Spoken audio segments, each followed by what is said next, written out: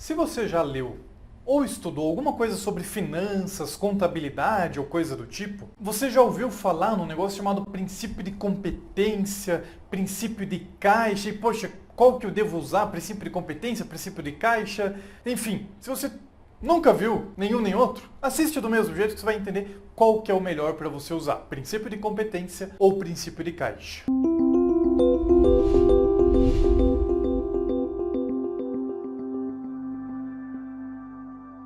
O princípio de competência e o princípio de caixa são dois princípios financeiros, princípios contábeis, quanto à forma que a gente encara o dinheiro, quanto à forma que a gente contabiliza o dinheiro. O princípio de caixa ele é o mais comum, ele é o mais lógico na nossa cabeça, que você contabiliza toda entrada, toda saída, conforme entra ou sai dinheiro. Ele é óbvio, ele faz todo sentido, na verdade. Por exemplo, você compra um computador parcelado em 10 vezes, sem juros, na Casas Bahia. Essas parcelas, no mês de ouro, no primeiro mês ou no segundo mês, quando cair a primeira parcela, você vai dizer lá, R$100 a parcela do computador.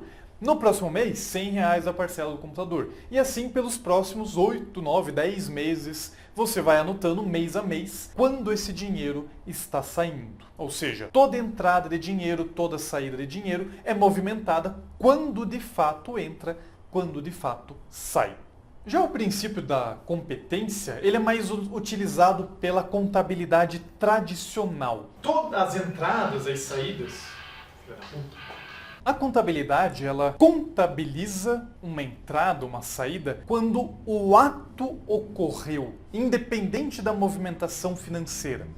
Por exemplo, eu comprei lá o computador 10 vezes sem juros na Casas Bahia. Contabilmente, pelo princípio da competência, essa despesa, esse valor, entra tudo hoje, na data que eu comprei. Independente se eu estou pagando em 10 vezes, ou em uma vez, ou em 2 vezes, independente. Então o princípio de caixa, as entradas e saídas são contabilizadas conforme vai entrando, conforme vai saindo. Já no princípio de competência, as entradas e saídas são contabilizadas conforme o ato ocorreu.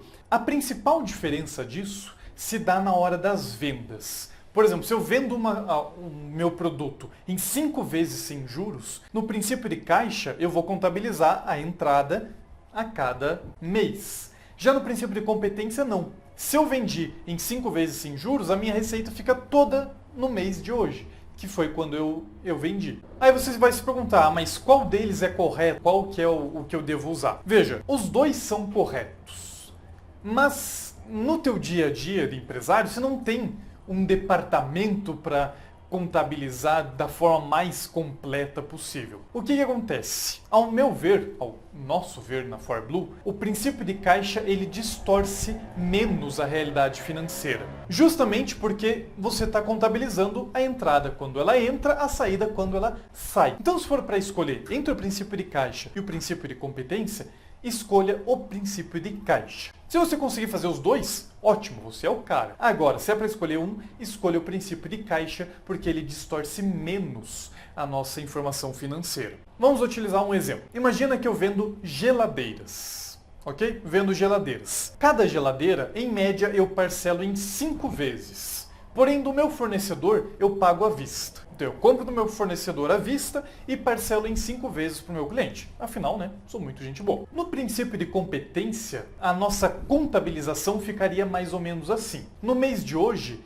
eu vou ter registrado uma compra de, por exemplo, R$600, que seria o valor da geladeira, né, que eu paguei à vista, comprei e paguei à vista. Eu teria registrado nesse mesmo mês a venda por inteiro, que foi a data que eu de fato vendi uma geladeira. Então, por exemplo, a minha receita seria R$1.100 e o meu custo com a geladeira seria 600. Então eu teria um ganho ali, um saldo de R$500. Enquanto no princípio de caixa, eu contabilizaria o meu custo com o fornecedor, os R$600, nesse mês também, porque eu paguei à vista. Porém, nesse mês, eu só contabilizaria a receita de uma única parcela. Ou seja, entraria, por exemplo, R$220. Ao invés dos 1.100, entraria apenas 220. Então, entrou 220 e saiu 600. Ou seja, o meu saldo, o meu resultado é de R$380 negativos, como se eu estivesse tendo um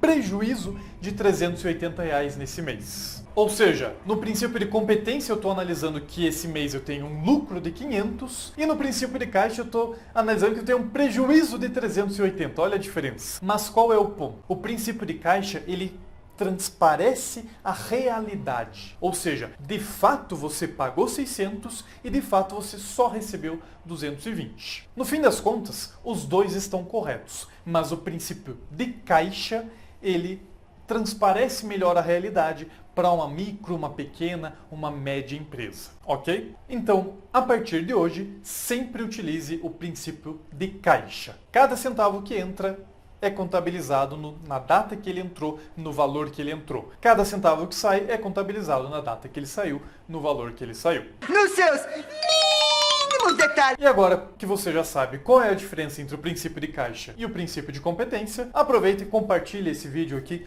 para que seus colegas empreendedores também tenham esse conhecimento. Grande abraço, tchau, tchau.